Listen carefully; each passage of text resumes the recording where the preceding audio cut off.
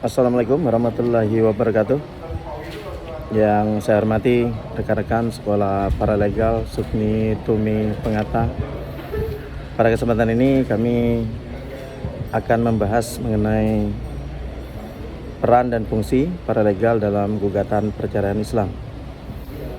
Sebelum kita memaparkan dan menjelaskan bagaimana peran paralegal dalam gugatan perceraian ataupun perkara persidangan di pengadilan perceraian, maka perlu kita pahami tahapan-tahapan proses berperkara di pengadilan gugatan cerai.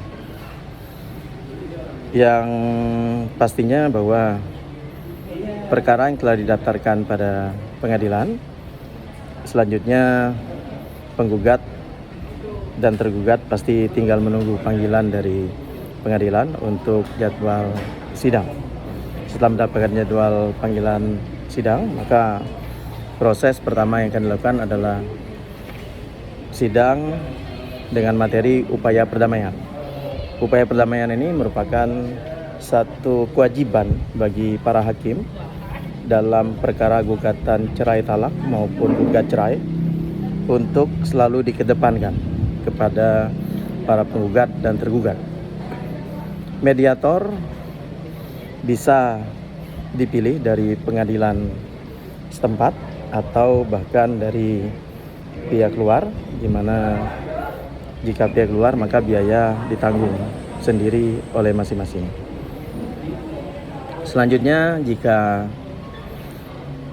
upaya perdamaian itu bisa berjalan lancar, maka biasanya akan dibuatkan dalam akta perdamaian yang menyatakan kesepakatan dalam perdamaian. Dan jika terjadi upaya perdamaian yang diikatkan dengan akta perdamaian yang mempunyai kekuatan hukum mengikat, dan akta perdamaian ini tidak bisa dilakukan upaya banding, upaya kasasi maupun upaya peninjauan kembali.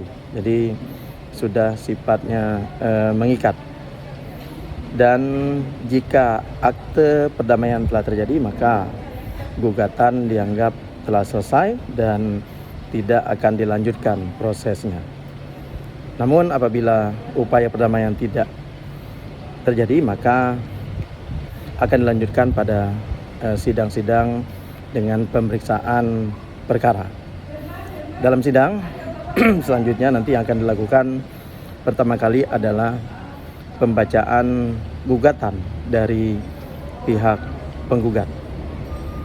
Ada satu catatan penting dalam persidangan pembacaan gugatan dari penggugat ini, yakni bahwa majelis hakim harus menyatakan bahwa sidang tertutup.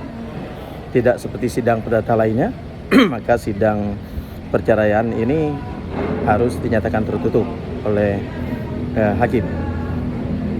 Lalu berikutnya, setelah penggugat membacakan gugatannya, maka ada kegiatan selanjutnya, yakni ada acara jawaban dari tergugat. Setelah dilakukan proses pembacaan jawaban dari tergugat, maka selanjutnya adalah proses sidang pembacaan replik dari penggugat atas jawaban dari tergugat.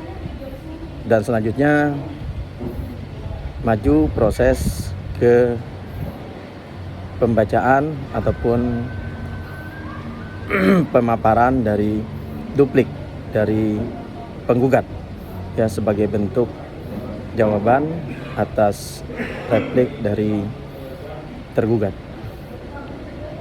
Selanjutnya, jika proses-proses itu sudah dilakukan, maka akan berlanjut pada proses pembuktian, ya, perkara. Jadi hakim akan membuktikan perkara gugatan tersebut dengan memeriksa, dengan membuktikan dokumen-dokumen, ya, sebagai pendukung dari materi gugatan. dan setelah proses pembuktian maka selanjutnya masuk kepada kesimpulan, ya.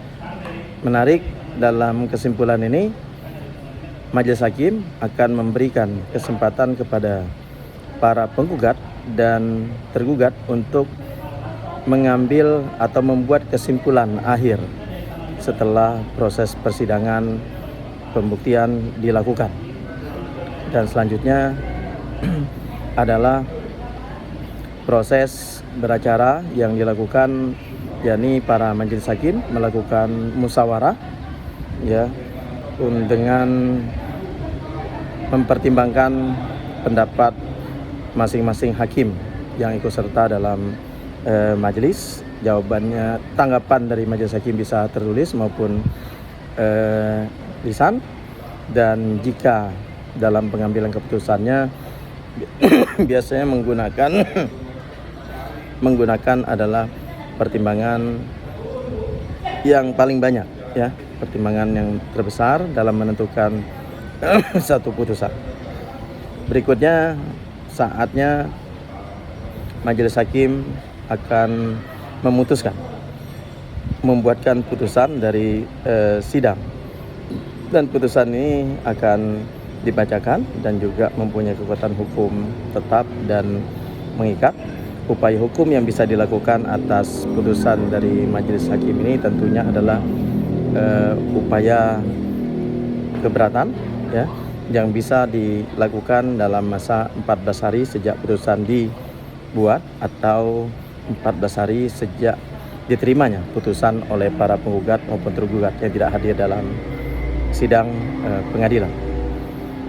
Dan peran paralegal kembali lagi dalam persidangan ini tentunya adalah membantu, ya, proses para kliennya, ya, baik dimulai dari sebelum persidangan, dalam masa persidangan, dan juga setelah persidangan, di mana peran dari paralegal adalah membantu, ya, dalam urusan teknis dan administrasi, menyiapkan seluruh bukti-bukti, dokumentasi pendukung dari kegiatan persidangan.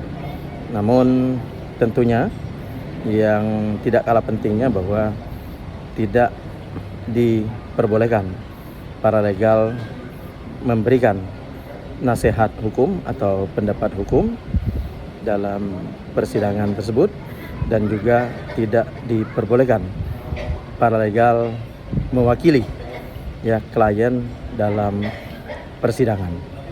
Demikian yang dapat kami sampaikan untuk materi gugatan perceraian Islam terkait peran dan fungsi paralegal. Wassalamualaikum warahmatullahi wabarakatuh.